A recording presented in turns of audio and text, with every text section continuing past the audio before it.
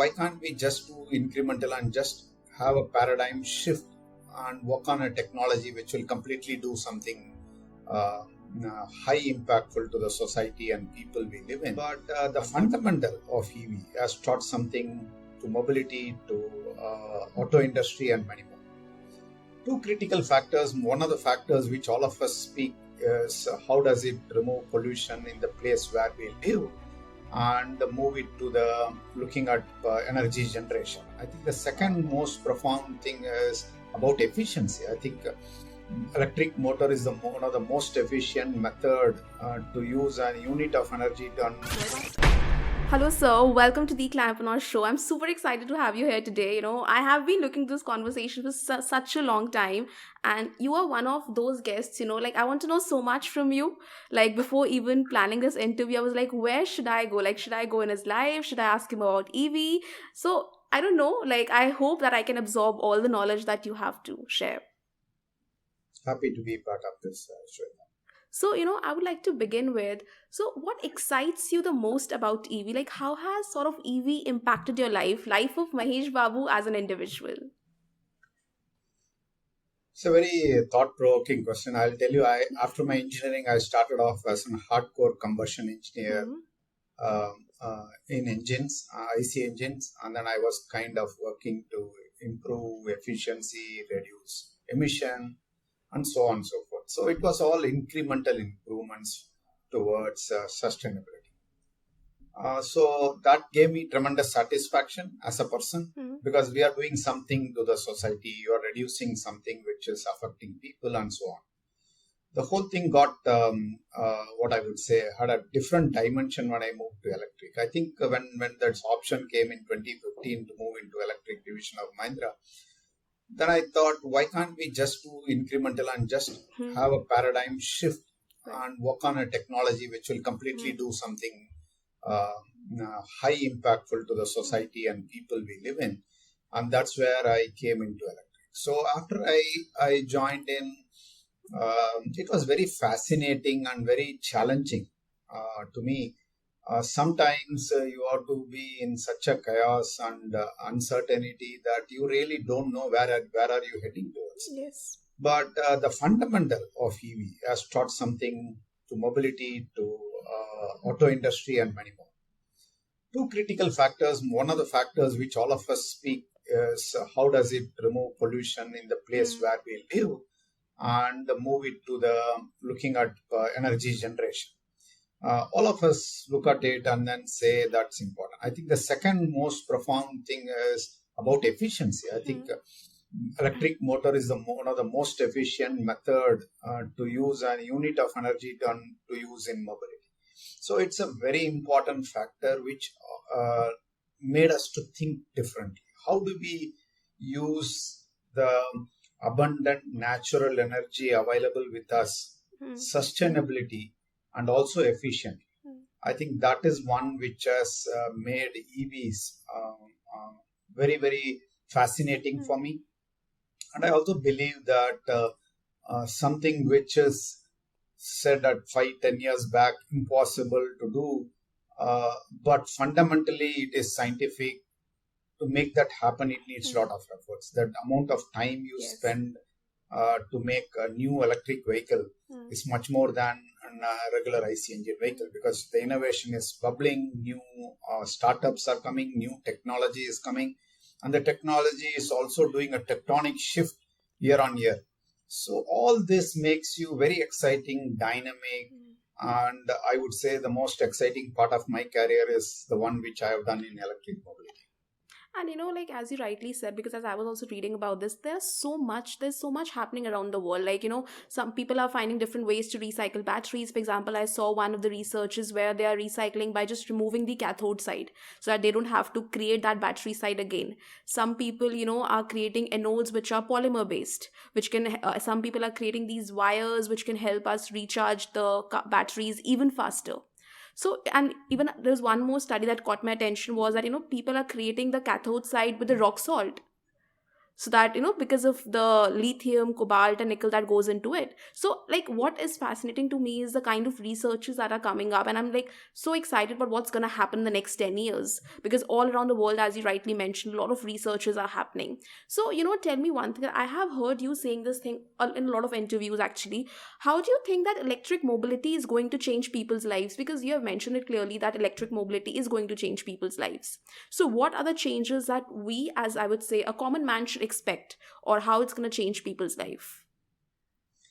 So you rightly said, I have been always saying any new technology Hmm. has to transform the lives of the people. It has to move them up in the ladder, both economically, socially, environmentally, and Right. on, let's say, we'll have to do all this in governance. So EV play a very important role in this. Hmm. First is how does it improve the life of the people? First, let's come to environmental portion. Environmental portion, while we talk about net zero and all that, primarily EV removes the pollution in the place where we live in. It has a Hmm. zero tailpipe emission. Right. And then we move the generation separately. And India, what we are doing, we are leading Solar Alliance. We have already declared by 2070 we will be net zero as a country. Many organizations, including us, Switch Mobility, has announced we will be net zero from next year. We will Hmm. buy carbons neutral and we will start working towards it. So the thought process of net zero has come into the minds of the people. Hmm.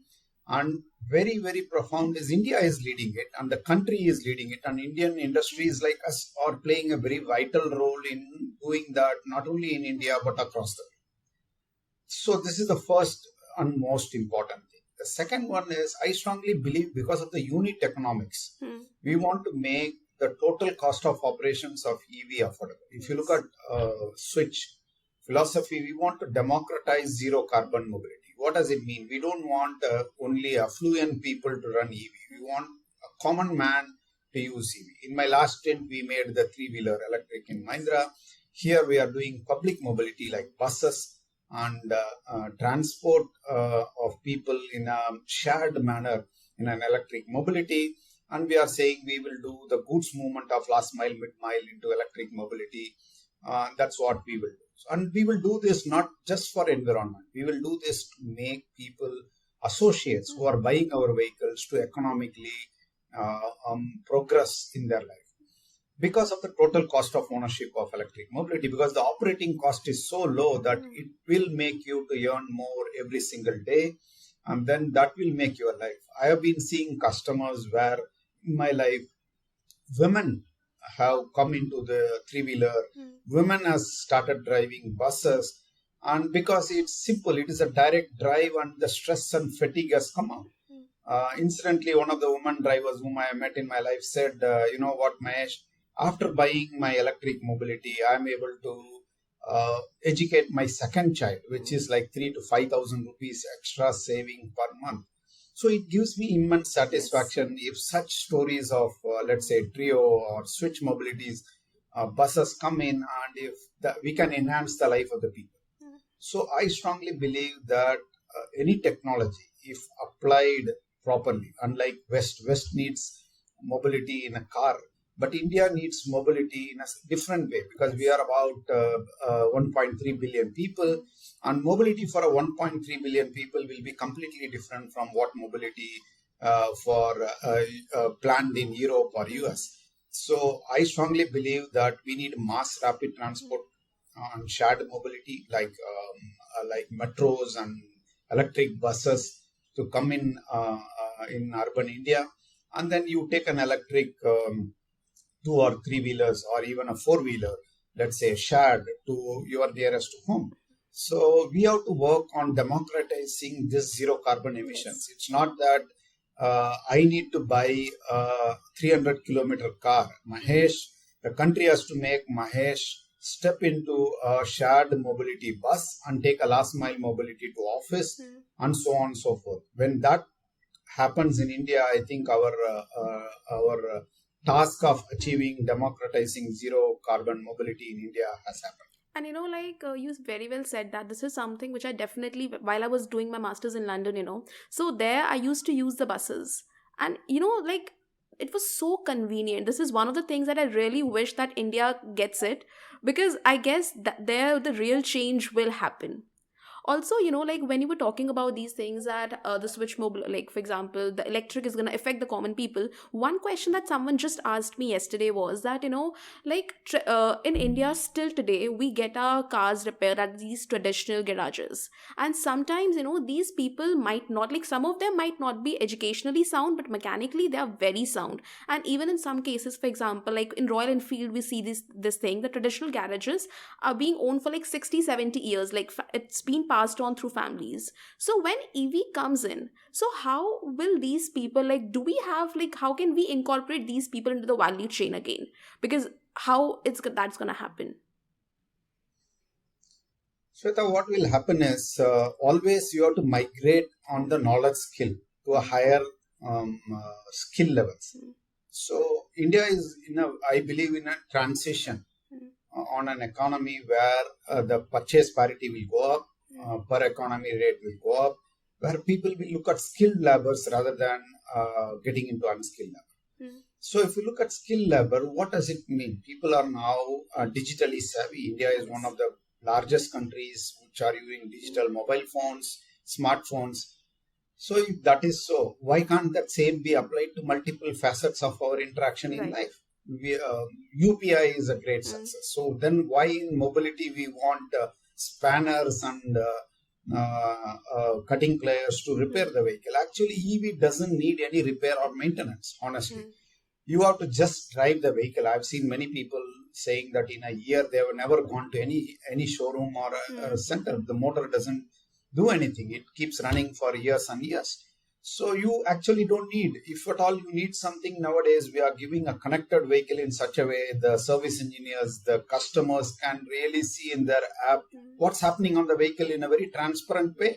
So these connected vehicles and EV put together is transforming the lives of the people. So the roadside mechanics you are talking about can do a better job and then get into mobility as a mm. service, as Yes. charging as a service. So instead of getting into roadside mechanics, you can become into roadside mobility service Mm, providers. So you'll have to redefine your thought process and reskill yourself to a new age India, which I would say where we are all part of. So instead of protecting the mechanics, I think you need to reskill them and yes. upgrade them to a higher knowledge base and earning potential and make him more entrepreneur Mm. rather than just doing a service. That's what I will look at in EV when we are transitioning with.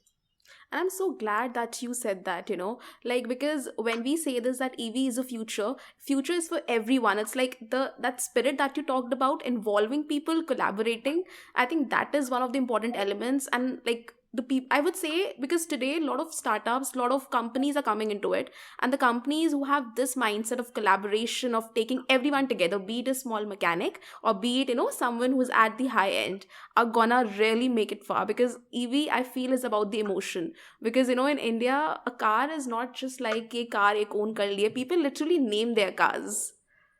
So if we carry That's that emotion, I'm sure that it's gonna be revolutionary. So like tell me, sir, that because these are few things which I have been hearing, and I would like to know from you, like tell me if it's a myth, if it's true, or like what's about it. So people say that with battery, when we are manufacturing battery, there's also there are some environmental concerns which I have also read about, like extracting lithium, nickel, cobalt.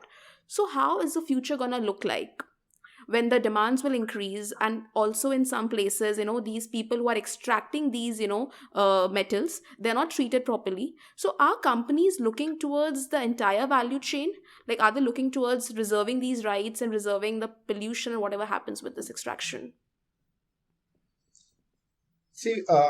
I think two things in EV got actually overrated and over discussed. One is Mm, I always say charging, and another one is this recycling. right. I just can't understand. Let's time being remove mobility and energy differently. Okay, so energy storage, Mm, whether it is your mobile phone or a laptop or an iPad or anything what you use, a device is having a lithium ion battery inbuilt. right. Okay, so it has to be recycled. The number of electric vehicles and number of iPads and mobile phones and the laptops which we are using is much higher as of today in EV. Mm, So the recycling of energy storage or lithium-ion battery is not alone a mobility problem; it's also an energy storage problem Right. for the country. Now, can you imagine in India? I was told that we have a battery recycling plant, but we don't have a battery manufacturing plant as of today. Why is that? I strongly believe the recycling is economy by itself. Mm. If you look at lithium, if you look at cobalt and other rare metals which are used in batteries, Mm. they are they are what I would say recyclable to the extent of 70% plus. Now, even though India doesn't have lithium or Mm. cobalt mining, if we just recycle all our laptops, mobiles, and batteries coming out of electric vehicles in 10 years' time, we will have enough lithium to use them back into manufacturing Mm. lithium ion batteries. Right. Assume we get more than 70% of lithium from the scrapped Mm. batteries, and their purity levels are much higher than the raw lithium which you get from mining. Mm. So, in fact, that cost is going to be higher bought by the battery industry than it is being done by the raw material. So I strongly believe that economy itself is a huge economy, more than $1 billion economy. And then recycling has come in vehicles now. Recycling of individual parts are coming. Similarly, there is a huge potential for recycling of battery as a country, and hence more entrepreneurs and startups will come in, I strongly believe. And it is going to be a phenomenon which will create more jobs, Right. more new technology, one not only just for mobility industry but for the energy storage for the whole country. Would you say that EV is opening opportunities for entrepreneurs? Would you say EV is opening opportunities for, Prime Minister's vision of Make in India? I think I would say both. Hmm. What EV does, I think auto industry is a decade long industry. For 100 years, the industry has been evolving, and particularly India has been getting technology from abroad Hmm. after 5 years when it is productionized. So we never did a lot of innovation. While we did some, but I don't think to the extent we want to do has been done. Hmm. But I think EV has reset and made a level playing field for every country, because India, to some extent, I believe, is in advantageous position because most of the electric vehicles are connected and software and IT oriented and embedded system oriented technologies. The effort needed to develop a car Hmm. from a 30% software is going to go to about 70% software by end of the decade, by 2030. So if I have to develop a car in 2030, I need to have 70% efforts in software connectivity related work, and then 30% is going to be your other mechanical suspension, body, steering work effort wise. So if that is so, India has a very high IT potential, and we have the whole auto industry booming in India with so much market in place. Hmm. We are very unique with two-wheelers, three-wheelers, Yes. buses, four-wheeler car industry, all of them flourishing in the country. And if we integrate all of them together, we have a very high chance that we have create a huge IPR and a uniqueness in the industry by itself, where we can serve the whole world from India. Yes. And I'm sure the future is amazing. As you mentioned, it's the takeoff to the future. So, I would like to know from you, what is your purpose? Like, have you been able to identify the purpose of your existence? And is this purpose really aligned or tied with, you working in the EV? Would you say that you were destined to enter into the EV space? I would say we are lucky. Hmm. I would say I am lucky because I strongly believe the purpose of me existence is to do something to the society and enable people Hmm. to enhance their life. So Right. we'll have to have a positive impact in the lives of the people in the society we are in. So if that is my purpose, how does it link to EV? Hmm. So if you look at what we are doing here in Switch Mobility, our aim is to democratize Hmm. zero carbon mobility, and we are passionate about democratizing zero carbon mobility. So if that is so, what I rightly said, EV is going to enhance the life of the people economically. Yes. It's going to enhance the life of the people socially, Hmm. because their lifestyles will change due to the economic progress they have.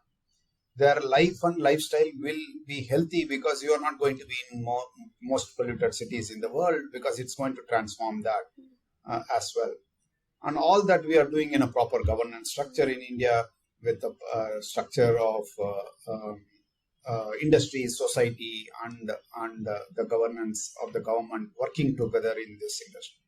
So I would say I'm lucky to be in a decade in a mobility where I had an opportunity to work on half of my life in the other side of the auto industry, and then now switched to the electric mobility, which is very, very critical and very unique opportunity, I Right. believe, because mobility is getting transformed, nothing like before in the past decade and in going to be in the next decade. So these 2 decades are going to really change the whole life of how the mobility and people live.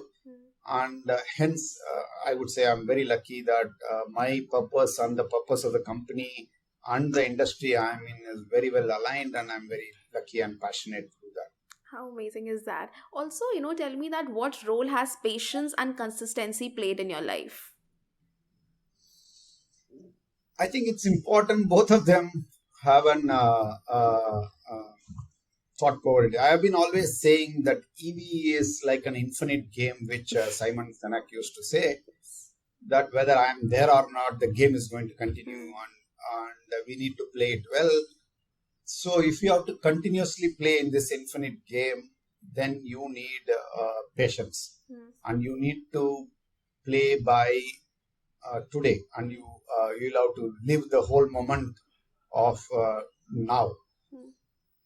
Having said that, like what is being said by Jim Collins in Great by Choice, the 20-mile march is very, very important. That's the consistency part of it. While we have a big goal to become all electric by 2030 or 2070, I think it's important that we need to do baby steps to reach the destination we want to do. And it's very important as entrepreneurs, as startups, as corporations, we need to work on this 20-mile march every month, every day, every minute, so that we achieve the ultimate goal, what it is. And hence, consistency is important. We can't wait for a windfall to happen. And it's more important for EV, because when most of them believe EV is not going to be the mainstream, 7, 8 years back, I moved into industry with a strong belief that EV is going to become mainstream soon. But everybody used to ask me how soon it is, but all of them know the answer now. I would say that it's going to be as soon, or in fact sooner than all of us think together. So that's the happy moment, I would say. And as you rightly said, it's very, very important that we have this consistent march towards electric mobility and zero carbon emissions. Tell me one thing, when people around you were telling you that when is the switch gonna happen? Is it gonna happen now? It's gonna take time, or is it ever gonna happen? Did that for even 1 second shake your belief? I'm asking you this question today here because even if I take my own example, and if a lot of entrepreneurs, I like talk to them. So often because these things are still in the phase where they are growing, like they have not been fully established. For example, in my case, someone talking about climate action stories as a mainstream thing. People told me it's just a hobby, it's not going to work. So I would ask you, in your scenario, when things like this were happening, what really helped you trust your idea, like trust what you trust in, and what really helped you to move ahead, neglecting all the chaos that's happening around you? See, what motivates me is the fundamental science, because I'm an engineer. So the fundamental principle, as I said, is the EV electric motor is the most efficient way of moving you, apart from your walking, cycling, and Right. other things, other efforts. So that is the basic fundamental thing. And I strongly believe energy storage has gone into a S-curve of development where innovations, as you rightly said, has been pouring in. With these two, and the cost factor falling down, with the mass manufacturing happening around, I strongly believe that soon, and which you are seeing already offshoots, that electric mobility is becoming mainstream. Now, there are people who will come and tell you it's not going to happen. Okay. So now, how as an entrepreneur, I think they all motivate me. The more and more people come and tell me that it's not going to happen, then it makes me to ask them why. and then they give me 10 different Mm. points why it will not happen. And I become paranoid about it, but I make it productive. The word is productive paranoia. I strongly believe that the paranoia has to become productive. So I convert that 10 different naysayers ideas into productive output. How can we make this successful? What are all the things we need to work to make this successful? And I'm sure as entrepreneurs, as innovative society, if we reflect that with 10 different um, intellectuals, they come up with a fantastic idea. Now, government has multiple things to support us. Then we list them into action. So what I need to do, what I need to ask government, Yes. what I need to educate society, and then we move on. So anybody who comes and says no to electric mobility now, I welcome them and smile at them and take more inputs from them. Their reason for saying no could be, I would say, your boost to even move forward and with a plan of action, solid plan of action. So also, like, tell me one thing, that not one thing actually, what are the mistakes that you really see EV startups make and you would like them to know, and your message for people in the EV startups or for aspiring entrepreneurs who want to enter into this space. See, firstly, the EV startups are doing great. Hmm. I would say I'm so happy that so many startups are coming and experimenting. They are pushing the traditional players ecosystem. At the same time, they are learning also over a period of time. Right. The typical folly is two, three in startups. You get so much obsessed with technology, sometimes you forget customers. Which will really create trouble for you when you move forward beyond a point. The second one is you are so much into innovation cycle that sometimes you forget that you need to scale up, and scaling up and innovation cycle are two different games to play. And do we have somebody who has the knowledge and skill to scale up? Right.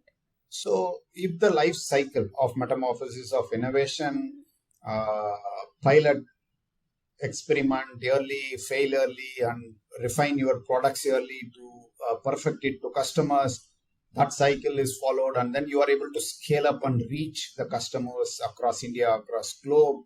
If you are able to modulate yourself in these cycles appropriately, I think then you are a proper startup to be in. So you will create value, you will create wealth, you will create value for yourself, the society, the country, and for humanity as a whole. So that's what I would suggest, that don't hold on to one cycle and then try to win all the battles, because each of the battle is having a different outcome and different skills. And if you are able to adapt to them in that life cycle of your startup, you will be a grand success. So this is like, what you meant when you mentioned this thing, that my experience has also led me to understand that for bringing a disruption the status quo, one needs to create, test, learn and refine, and all at the lightning speed. So is this like really what this meant? Yeah, absolutely. See, the challenge in a new technology is how fast you can use the technology, Right. experiment it at customers and create unique value when compared to competition. See, if somebody can do the same thing in next 1 week, then there is no value for it. So you will have to be running in this, or I would say create value life cycle very fast and understand customers' needs and evolving needs. So Right. customer may say today that he wants something, but customers' intrinsic requirement will be totally different. So you must be good enough to understand the customer's intrinsic requirement, what's happening in the life cycle of he or his or her cycle, and how do you want to address them, and do you want to address one or you want to address multiple requirements of the customers. And if you run that cycle in a very, I would say, innovation is by a process. And if you have a right process to run those innovative cycles quickly and then get your products and services to the best to the customers, then that's the right thing to do right now for all startups. Even I would say established companies like us have to follow the same cycle if Right. you want to be relevant in the EV industry. What will be some of the problem statements, like if you have, like if I have to come and ask you that, so I want to do something into the EV space, can you give me some problem statements? So like list some of the problem statements for me, please. See, right now, EV industry is having two, three critical problems. Hmm. One is the charging infrastructure. Okay. So there is a huge opportunity in charging infrastructure and monetizing that service, and Hmm. then there is a huge opportunity around. Okay. The second is mobility as a service. EV is a total cost of ownership. So many people are not there as mobility of service. And then there is a huge opportunity. We have actually opened a company called Home Mobility Solutions as part of Switch Mobility. And we are giving mobility as a service to the company. And we want to give it on a revenue model rather than a capital goods model, which is a capex model. So our OPEX model. So the new age is about not owning anything but paying for the services you want to take. If that is a new trend across everything, let's say buying a car, it's about Ola and Uber. Some people don't even want to buy jewelry; they want to use it for a event and give it back. If that is the trend, then we'll have to do that in mobility as well. Yes. So there is a huge opportunity around. Third opportunity is about financing EVs and leasing them. There are a lot of customers who are looking at financing and leasing with a new innovative model. So for example, we went when we were in a three-wheeler EV when I was creating Trio and customers. We went to customers and then auto drivers earn daily. And then we give a bank loan for him or her to pay on a monthly basis. So every day they earn, every day they spend. And the last 5 days they realize they have to pay the loan. So they go on somehow manage money and pay the monthly EMI. Why would it be? Why it can't be daily payment? Why it can't be as you pay as you earn? There are new things which are innovation coming. So innovation is not only in products. So it's going to be in the services, in financing, servicing. Uh, all that is going through a substantial transformation, and that's a huge opportunity for startups and youngsters to come and learn, innovate, and give a unique solution to customers. So I would say this is the field everybody should aspire to be in. And do I have to be an engineer to be into the EV space? Not necessarily, I would say. That's what I said. The engineers, hardcore. If you are getting into creating a technology, new technology, IPR, you need to be engineer. But I strongly believe that there is a software area which you can work on. There is a connectivity area, financing model we have talked about, entrepreneurs on new Yes. mobility as a service, charging as a service. So you can be anybody. All that you need is you need a simple mindset of understanding customers, see the gap available in the industry, and fill in the requirement of the customers in a very sustainable way. And that's the beauty of it, actually, like different skills coming together. And maybe someone who doesn't know engineering, but he's a great marketer. Like, for example, what you were talking about earlier, that a lot of time people forget, like, engineers sometimes forget their customers. So someone who's a behavioral expert could come in and just drive the change. So, like, also through this conversation, I would like our listeners and viewers to know that whatever area, whatever space you are in, you can actually be a contribution onto this journey towards EV, this journey towards, India being the next, I would say, EV's capital. So, my final two questions to you would be, at this moment in time when e-commerce is growing so much, so what does the collaboration between e-commerce and EVs look like? See, e-commerce during COVID times has actually led to a phenomenal increase for delivery, and people started Correct. getting everything at home service rather than moving out. I think, and e-commerce in India have grown substantially over a period of time in last 2 3 years. And what we believe is EV will play a very vital role wherever assets are utilized substantially. See, there is no point in buying an asset and storing it. For example, your car is parked like 23 Right. hours all the time.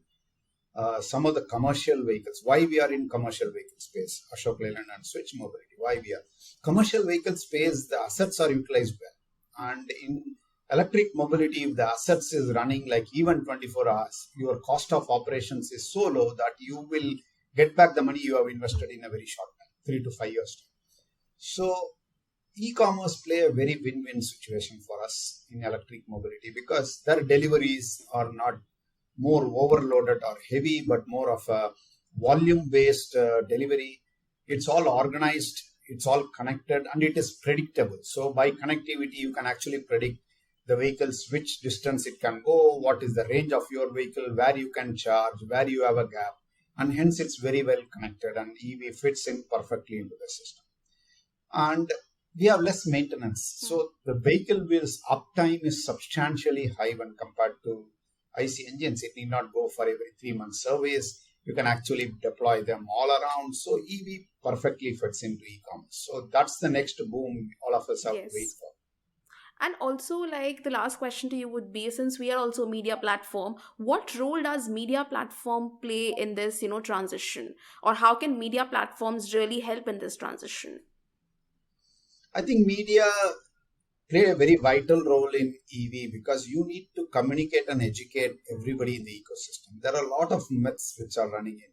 For example, people say that what happens if I lose uh, what I would say energy in the battery in between a road. It's the Correct. same thing happen when you don't have petrol in between. So it's nothing big different. So people get worried. So we'll have to give and communicate example. For example, India today have in my own two carrier experience, more than 350 to 400 million miles of electric mobility in the country. So, what happened in this experience? There are vehicles which are sold in 2013 or 2015 whose battery has not been changed till now. They have run more than 200,000 kilometers. So, why are we getting scared? So, we'll have to communicate to customers and educate and remove some of the myths which are running in the mind. Second, I think it's more important that more and more people jump into this bandwagon. That can happen only when everybody believes in sustainable electric mobility. Many of them feel no, it's not going to work. They think that the battery is similar to lead acid battery. It needs maintenance. Lithium ion need not be touched for years. So we need to have a connect with people, and innovation is going on in the industry. I think innovation cannot happen at isolation without customers and participation of multiple domain experts. Right. And if they have to get into the bandwagon, I think you all play a very important role in not just communicating this to engineers, to bring in bandwagons of financiers, IT professionals, journalists, and everybody into who believe in electric, Yes. and then support us to make this happen and bring India into the global world map on electric mobility. So that's the role all of you have to help us to do. And let's together do this. I always say this one thing, that hum saath hain to baat hai, and definitely we can together do this and we'll together achieve this.